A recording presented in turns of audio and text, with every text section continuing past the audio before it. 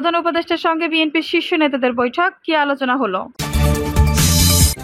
এদিকে প্রয়োজনীয় সংস্কার শেষে নির্বাচনের রূপরেখা ঘোষণা করবে সরকার, বলছেন মির্জা ফখরুল। জানাবো দ্রুত নির্বাচনী সংলাপ চাই বিএনপি।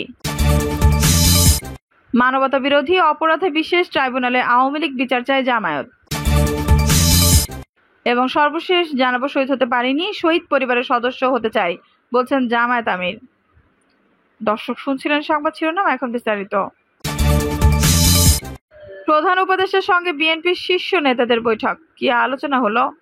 অন্তর্বর্তী সরকারের প্রধান উপদেষ্টা ডক্টর মোহাম্মদ ইউনূসের আমন্ত্রণে তার সঙ্গে সাক্ষাৎ করেছেন বিএনপির শীর্ষস্থানীয় নেতারা। বৈঠকে অন্তর্বর্তী সরকারের প্রধান উপদেষ্টা ডক্টর মোহাম্মদ ইউনূস, উপদেষ্টা ডক্টর আসিফ নজরুল্লাহ, ওয়াহিদ উদ্দিন মাহমুদ উপস্থিত ছিলেন। আর বিএনপির প্রতিনিধি দলে অন্যদের মধ্যে ছিলেন দলটির স্থায়ী কমিটির সদস্য আমির খসরু মাহমুদ চৌধুরী ও সালাউদ্দিন আহমেদ। জানা গেছে, প্রধান উপদেষ্টার সঙ্গে বিএনপির প্রতিনিধিরা বর্তমান সরকারের বিভিন্ন ক্ষেত্রে সংস্কার ভাবনা, নির্বাচন নিয়ে তাদের চিন্তাভাবনা সম্পর্কে মতবিনিময় করেন। বৈঠকে বিএনপি নেতারা বলেছেন, এই সরকারের গৃহীত পদক্ষেপগুলোর ব্যাপারে তাদের পূর্ণ সমর্থন আছে, ভবিষ্যতে এই সমর্থন থাকবে। বৈঠকে বর্তমান সরকারের পক্ষ থেকে যেন যত তাড়াতাড়ি সম্ভব সংস্কার এবং নির্বাচন প্রসঙ্গে রাজনৈতিক দলগুলোর সঙ্গে ব্যাপক ভিত্তিক সংলাপ শুরু করার ঘোষণা দেওয়া হয়, সে ব্যাপারে অনুরোধ করেন বিএনপি নেতারা। তারা দেশের অর্থনৈতিক পরিস্থিতি সম্পর্কেও জানতে চান এবং অর্থনৈতিক পরিস্থিতি নিয়ে যে শঙ্কা ও সম্ভাবনা আছে সে ব্যাপারেও একমত পোষণ করেন বিএনপি নেতারা। বৈঠকে বিএনপি নেতারা প্রত্যয় ব্যক্ত করেন যে বর্তমান সরকার সংস্কার ও নির্বাচন সম্পর্কিত এবং অর্থনৈতিক শৃঙ্খলা রক্ষার জন্য যে পদক্ষেপগুলো নেবে সেটা নিয়ে সবাই একসঙ্গে কাজ করবেন ও তারা সেটার একটি সমন্বিত অংশীদার হবেন। এর আগে গত 12 আগস্ট বিকেলে যমুনায় ডক্টর মোহাম্মদ ইউনূসের সঙ্গে বৈঠক করেন বিএনপির শীর্ষ পর্যায়ের নেতারা। দলটির পক্ষ থেকে বারবারই একটি যৌক্তিক সময়ের মধ্যে নির্বাচন আয়োজনের কথা বলা হচ্ছে। প্রয়োজনীয় সংস্কার শেষে নির্বাচনের রূপরেখা ঘোষণা করবে সরকার, বলছেন মির্জা ফখরুল। অন্তর্বর্তী সরকারের প্রধান উপদেষ্টা ডক্টর মোহাম্মদ ইউনূসের সঙ্গে বিএনপির আলোচনা ফলপ্রসূ হয়েছে বলে জানিয়েছেন দলটির মহাসচিব মির্জা ফখরুল ইসলাম আলমগীর। তিনি বলেন, প্রয়োজনীয় সংস্কার করে নির্বাচনের রূপরেখা ঘোষণা করবে অন্তর্বর্তী সরকার। দ্রুত সময়ের মধ্যে সরকার দেশকে স্থিতিশীল অবস্থায় নিয়ে আসবে বলেও আশা প্রকাশ করেন তিনি। 1.5 ঘন্টা বৈঠক শেষে সাংবাদিকদের সব কথা বলেন মির্জা ফখরুল। দ্রুত নির্বাচনী সংলাপ চায় বিএনপি।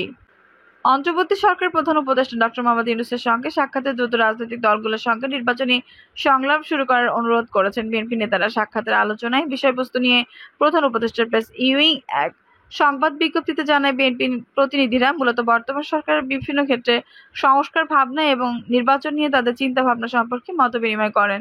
অন্তর্বর্তী সরকারের প্রতি বিএনপির সমর্থন আছে এবং থাকবে জানিয়ে বিএনপি নেতারা প্রধান উপদেষ্টাকে বলেন, এই সরকারের নেওয়া পদক্ষেপগুলোর বিষয়ে তাদের পূর্ণ সমর্থন আছে, ভবিষ্যতে এই সমর্থন থাকবে। বিএনপি নেতারা অনুরোধ করেন, বর্তমান অন্তর্বর্তী সরকারের পক্ষ থেকে যত তাড়াতাড়ি সম্ভব যে সংস্কার ও নির্বাচন প্রসঙ্গ রাজনৈতিক দলগুলোর সঙ্গে ব্যাপক ভিত্তিক সংলাপ শুরুর ঘোষণা দেওয়া হয়।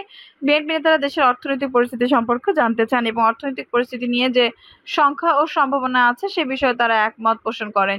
বিএনপি নেতারা প্রত্যয় ব্যক্ত করে বলেন, বর্তমান সরকার সংস্কার ও নির্বাচন সম্পর্কিত এবং অর্থনৈতিক শৃঙ্খলা রক্ষার জন্য যে পদক্ষেপগুলো নেবে তা নিয়ে সবাই একসঙ্গে কাজ করবে এবং তারা বিএনপি এর সমন্বিত অংশীদার হবে।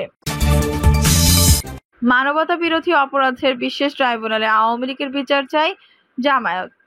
মানবতা বিরোধী অপরাধে বিশেষ ট্রাইব্যুনালে আওয়ামী লীগের বিচার করতে জাতিসংঘকে পরামর্শ দিয়ে বাংলাদেশ জামায়াত ইসলামী নায়েবে আমির ও সাবেক সংসদ সদস্য ডক্টর সৈয়দ আব্দুল্লাহ মোহাম্মদ তাহের বলেছেন, স্বৈরাচার সরকারের শাসন আমলে যেসব হত্যাকাণ্ড হয়েছে গণহত্যা হিসেবে বিবেচনা করে তদন্ত করার জন্য জাতিসংঘের প্রতিনিধি দলগুলোকে বলেছি। তিনি আরো বলেন, এই বিচার করার জন্য একটা স্পেশাল ট্রাইব্যুনাল গঠন করে ইন্টারন্যাশনাল ক্রিমিনাল কোর্টের কতিপয় আইন সংশোধনের মাধ্যমে ক্রাইম এগেইনস্ট হিউম্যানিটি নামের একটি ট্রাইব্যুনালে করে সঠিকভাবে যেন এই সঠিক বিচার করা যেতে পারে সে বিষয়ে তারা যেন বাংলাদেশ সরকারকে সহযোগিতা করে সে বিষয়ে আমরা অনুরোধ করছি। এ সময় উপস্থিত ছিলেন বাংলাদেশ জামায়াত ইসলামী সেক্রেটারি জেনারেল মিয়া গোলাম পারওয়ার, কেন্দ্রীয় প্রচার ও মিডিয়া বিভাগের সেক্রেটারি মতিউর রহমান আকন্দ। ডক্টর সৈয়দ আব্দুল্লাহ মোহাম্মদ তাহের বলেন, বর্তমান সরকারের উপদেষ্টার অনুরোধে জাতিসংঘের হিউম্যান রাইটস একটি ফ্যাক্ট চেকিং টিম বাংলাদেশ সফর করছে। তারা বাংলাদেশের বেশ কয়েকদিন ধরে অবস্থান করছে। বিভিন্ন দলের সঙ্গে গ্রুপের সঙ্গে তাদের আলোচনা হয়েছে।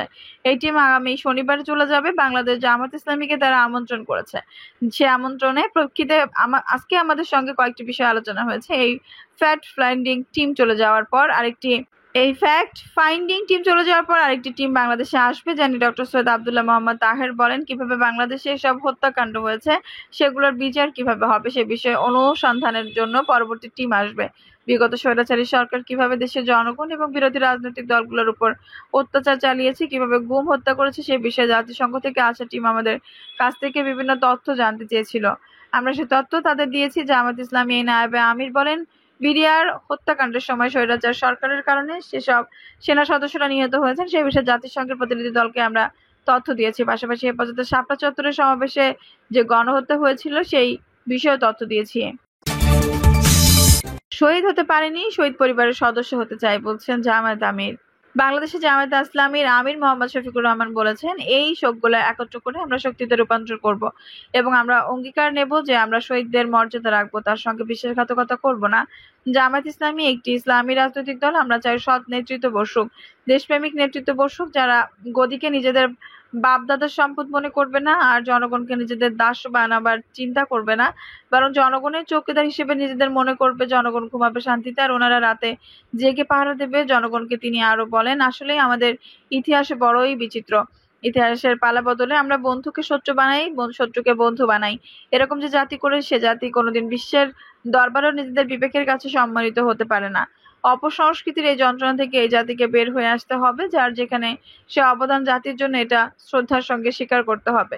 তিনি বলেন, আমরা আজকে শহীদ পরিবারের কাছে এসেছি সান্ত্বনা দেওয়ার জন্য নয়, বরং আমরা এসেছি অনুপ্রেরণা নেওয়ার জন্য। তারা বড়ই সৌভাগ্যবান। শুধু শহীদদের হাসরের দিনে আল্লাহ জিজ্ঞাসা করবেন, তুমি তোমার জীবনের সর্বোচ্চ সম্পদ আমার জন্য দান করেছ।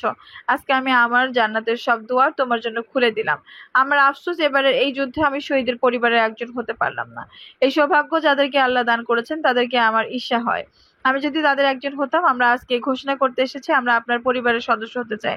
আমির জামায়াত বলেন, এই আন্দোলন সংগ্রামে জাতি, ধর্ম, দলের মধ্যে কোনো ব্যবধান ছিল না। এখানে অন্য ধর্মের অনেক লোকও নির্মমভাবে মারা গেছেন। আমরা এদের লোক সকলকে গভীর শ্রদ্ধার সাথে স্মরণ করব। জাতি হিসেবে আমার ঋণী আজীবন, যেন এই জাতির ঋণের অনুমতি নিয়ে চলে এবং ঋণ আদায়ের চেষ্টা করে আল্লাহর কাছে। আমি এই সরকার সম্পর্কে কিছুই বলবো না। তাদের বিষয়টা আল্লাহর হাতে সর্পোত করে দিলাম। রক্তের এক একটা ফোয়ারা মিলিত হয়ে রক্তের প্লাবন সৃষ্টি হয়েছে। বাংলাদেশের এমন কোনো জনপদ নেই যেটা রক্তাক্ত হয়নি। তিনি আরো বলেন, শহীদরা তো মহা সৌভাগ্যবান। তারা চলে গেল, মায়েরা তাদের ফিরিয়ে আনার কথা বলবেন না। তারা জান্নাতের পথের অগ্রসৈনিক। বিভিন্ন হাসপাতালে, বাড়িতে আহত ভাই বোনদেরকে দেখতে গিয়েছি, কলিজা ফেটে গেছে যখন দেখেছি যুবক ছেলে 2 চোখে গুলি লেগে অন্ধ হয়ে গেছে। সে তো আর জীবনে আলো দেখবে না। আলো নিভে গেছে তার। যতদিন বেঁচে আছে কারো সাহায্য ছাড়া একটা কদমও ফেলতে পারবে না। এবার এদের বাবা মাকে আমরা কি সান্ত্বনা দেব? এদের আপনজনকে আমরা কি সান্ত্বনা দেব? সেদিনে নারায়ণগঞ্জে এসেছিল আমাদের শহীদ বোন সুমাইয়া। তার 2.5 মাসের নিষ্পাপ শিশুর দিকে তাকায় আমরা নিজেদের ধরে রাখতে পারিনি। ও কারে মা বলে ডাক দেবে? একটা বাচ্চার সবচেয়ে বেশি সম্পর্ক তার মায়ের সঙ্গে।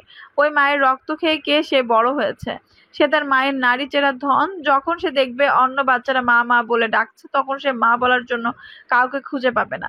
ওদের আমরা কি সান্ত্বনা দেব? যারা ক্ষমতার জন্য এত বেপরোয়া হয়ে গেল, তারা কি একটা বারও চিন্তা করলো না যে এরাও মানুষ, এরা দেশের নাগরিক। আমরা কত বাচ্চাকে এতিম করে দিয়েছি, কত যুবতী মেয়েকে বিধবা বানিয়ে ফেলেছি, কত বাবাকে বুক ভেঙে দিয়েছে। একটা বারও কি তারা চিন্তা করলো না? রাজশাহীতে গিয়েছিলাম, একটা ভাই রিক্সা চালিয়ে কোনো রকমে জীবন চালায়। ওই সময় যে যুবক মানুষ নিজেকে ধরে রাখতে পারেনি, রিক্সা গ্যারেজে ফেলে এক কলসি পানি নিয়ে একটা গ্লাস হাতে নিয়ে দৌড়ে গেছে। যারা এই কঠিন রোদের মধ্যে কষ্ট করেছে তাদের হাতে একটু পানি তুলে দেবে। পানি খাওয়া শেষ, কলসি একদিকে রেখে সেও নেমে গেছে ওদেরকে সাহায্য করতে। জালিমের 3টা বুলেট এপার ওপার করে তাকে দুনিয়া থেকে বিদায় করে দিছে। তার বিয়ে হয়েছে 1 বছর হলো। তার স্ত্রী 5-6 মাসে অন্তঃসত্ত্বা। আমি চিন্তা করলাম, এই মেয়েটা যদি আমার ঔরার জাত মেয়ে হতো তাহলে আমার অনুভূতি কি হতো। আমি মেয়েটাকে জিজ্ঞাসা করলাম, মারে তোমার অনুভূতি কি? তুমি কেমন আছো? আমাকে বললো, বাবা আমি যেমন থাকি, আমি আমার গর্ভের সন্তান নিয়ে চিন্তিত। ওর কি হবে? ও তো একজন গরিব রিক্সাওয়ালার সন্তান, আমার পেটে রেখে দিছি। আমি কি পারবো তাকে মানুষ করতে? এই মেয়েটাকে বললাম, আজকে থেকে তুমি আমার মেয়ে, তোমার যাবতীয় দায়িত্ব বাংলাদেশ জামায়াত ইসলামী কবুল করলো। তোমাদের বেঁচে থাকা, বেড়ে ওঠা আল্লাহই রহমত দেবে। মানুষ হিসেবে আমরা তোমার পাশে থাকবো। এখন থেকে প্রতি মাসে তোমাদের চলার মতো একটা অংশ তোমাদের কাছে পৌঁছে যাবে ইনশাল্লাহ। তোমার এই বেবি দোয়া করি দুনিয়ার আসুক, মেয়ে হোক ছেলে হোক, আল্লাহ যা পছন্দ করেছে তোমার জন্য যেন চক্ষু শীতলকারী হয়। ও বড় হওয়া পর্যন্ত লেখাপড়া সহ যা কিছু প্রয়োজন ইনশাল্লাহ আমরা দায়িত্ব নিলাম। যেখানে যাই নিজেকে ধরে রাখতে পারি না। আমাদের এত টাকা পয়সা নেই, কিন্তু আল্লাহর ভান্ডারে কোনো কমতি নেই। আমরা তার উপর ভরসা করে এই কথাগুলো বলছি। আল্লাহ যেন আমাদের ওয়াদা জায়গা ঠিক রাখেন। অনেক শহীদ পরিবারের সঙ্গে আমাদের মোলাকাত হয়েছে। তারা বলছেন আমাদের কোনো আর্থিক সহায়তা লাগবে না, আপনারা এসেছেন, আমরা প্রশান্তি পেয়েছি। এ জাতি যেন আমার সন্তানকে ভুলে না যায়। আমরা প্রধান উপদেষ্টার সঙ্গে বসেছিলাম, আমরা বলেছি যে পরিবারগুলো আর্থিক সহায়তা প্রয়োজন, তাদের জন্য অর্থবহ সহায়তা দেওয়ার পদক্ষেপ আপনারা করবেন এবং রাষ্ট্রের সব খাতের সঙ্গে এটাকে আপনারা সর্বাধিক অগ্রাধিকার দেবেন। আহতদের চিকিৎসা সর্বোচ্চ যেটা সম্ভব দেওয়ার চেষ্টা করুন। আমরা আপনার পাশে আছি, তার কথা দিয়েছে, এটা করবেন।